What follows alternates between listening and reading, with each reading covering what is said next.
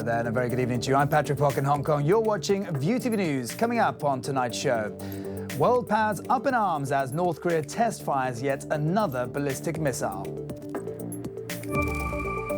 Beijing Liaison Office legal chief warns one country, two systems principle could be revoked if it threatens national security. And Donald Trump says his first 100 days in office are the most successful in U.S. history, but facts paint a different picture. First up, world powers are up in arms as North Korea test-fired yet another ballistic missile early today, though the launch is believed to have failed. Diane To reports. In the face of international condemnation, North Korea test-fired a ballistic missile in the early hours of the morning. U.S. officials, speaking on condition of anonymity, said it was likely a medium-range weapon known as KN-17 and appears to have broken up within minutes of taking off. The launch came just hours after U.S. Secretary of State Rex Tillerson's warning Friday of catastrophic consequences if North Korea doesn't rein in its nuclear program. In his first visit to the United Nations, Tillerson blamed the UN's failure to enforce existing sanctions on Pyongyang for the tensions on the Korean peninsula that have been ratcheting up for weeks. Had this body fully enforced and stood behind resolutions it had enacted in the past, vigorously enforcing sanctions with full compliance, perhaps we would not have found ourselves confronted with the high level of tension that we're faced today. South Korea today reiterated its warning of strong punitive measures against Pyongyang after its foreign minister said at the UN meeting that further negotiations with a rule breaker are no use. We must break this vicious cycle of provocations, negotiations, provocations, and of rewarding North Korea's bad behavior once and for all. But Security Council members Russia and China pushed back on the tough talk. Chinese Foreign Minister Wang Yi insisted on staying committed to the path of dialogue and negotiation, saying the use of force would only lead to bigger disasters. Russia's Deputy Foreign Minister added that one ill-thought-out or misinterpreted step could lead to the most frightening and lamentable consequences. Meantime, Japan condemned the missile test launch as absolutely unacceptable. Government spokesman Yoshihide Suga said officials are analyzing additional information on the missile, which they say landed inside of North Korea. And President Trump weighed in on Twitter, saying the test disrespected China, calling the failed launch bad. OK, turning to local news now, and the legal chief for Beijing's liaison office has warned the one country, two systems principle could be revoked if Hong Kong threatens China's national security. Speaking at a basic law seminar today, Wang Jinmin said if the will to enforce two systems contends against or even harms the country, then there's no reason for it to exist. Wang said Hong Kong must wholeheartedly accept that its sovereignty has returned to China and rejected claims that the central government is interfering in Hong Kong.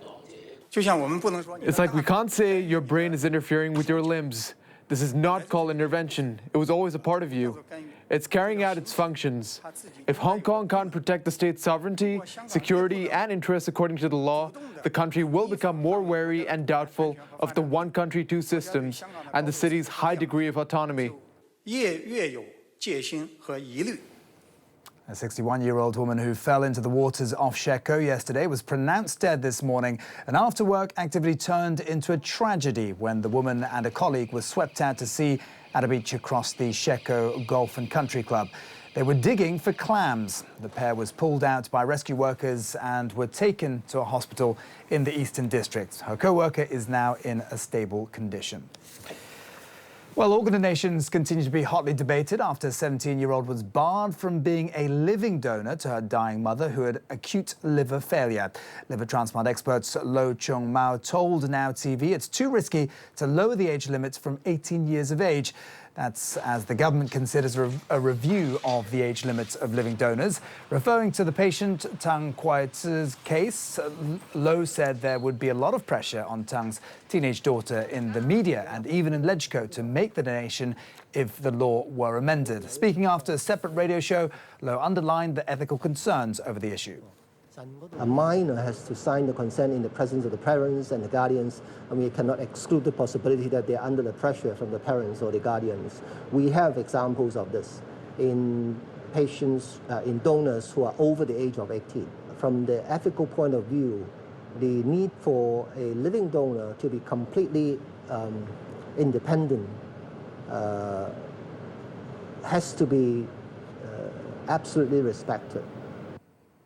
An issue that certainly split opinions. And anyway, to the latest controversial move by the US president, Donald Trump has signed a new executive order that could allow oil drilling in the Arctic, saying that he's unleashing American energy. Trump's order calls for a review of offshore areas currently off limits to oil and gas drilling.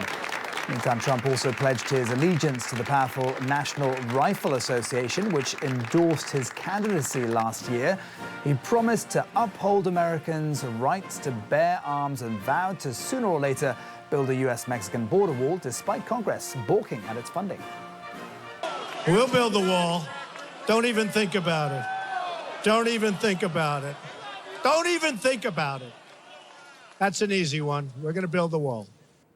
And of course, today marks 100 days since Donald Trump took office as the President of the United States. Reflecting on his term thus far, Trump said it's been the most successful in the nation's history. But whether the facts paint a different story, let's hear from correspondent Jade Barker.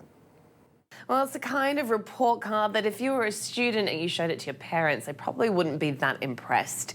In his first 100 days in office, President Donald Trump has made no significant progress on any major legislation. He failed to push through healthcare reform, his border wall is stalled, and he reversed his pledge to get America out of NAFTA.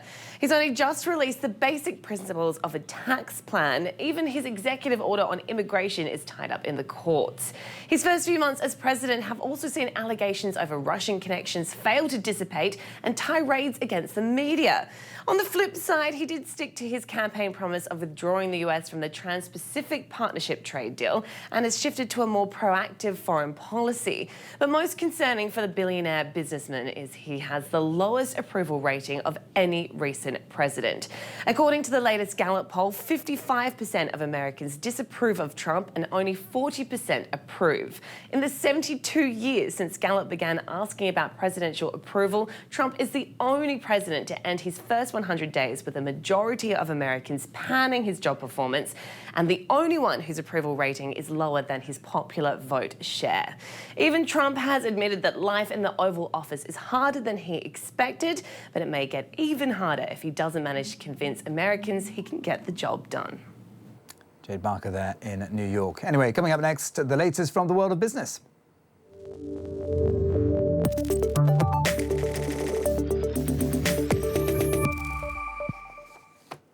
Well, it's been one of Donald Trump's key pledges to bring jobs back to America, and he's been consistently vocal in blaming China and Mexico for stealing work from the country. But as Fred Katayama reports, economists say most are in fact lost to automation.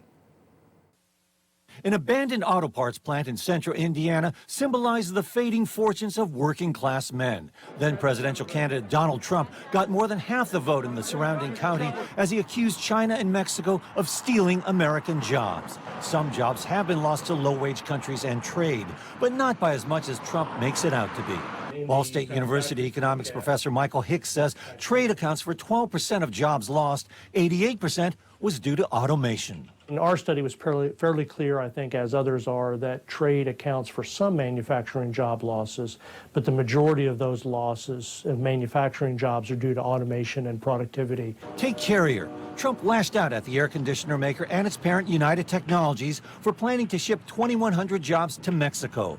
The company compromised. It'll still move 700 jobs at this plant in Huntington, Indiana, south of the border. But it'll keep 1,100 jobs at its Indianapolis plant and invest $16 million to automate it.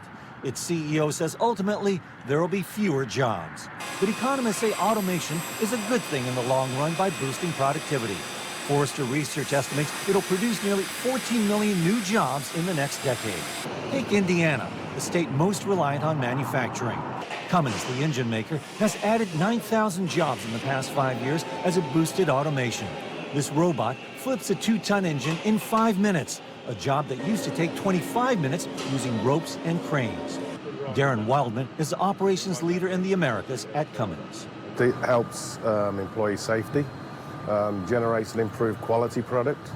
And then obviously those things generate more jobs. But like many states, Indiana faces a skills gap. Georgetown economist Nicole Smith. And the reason I'm concerned is that Indiana still lags national averages in terms of high school graduation rates. It still lags national comparisons of percentage of high school dropouts. Back at Cummins, it's taking a week or two longer to fill highly skilled positions than a decade ago. The company has teamed up with local schools to retrain workers.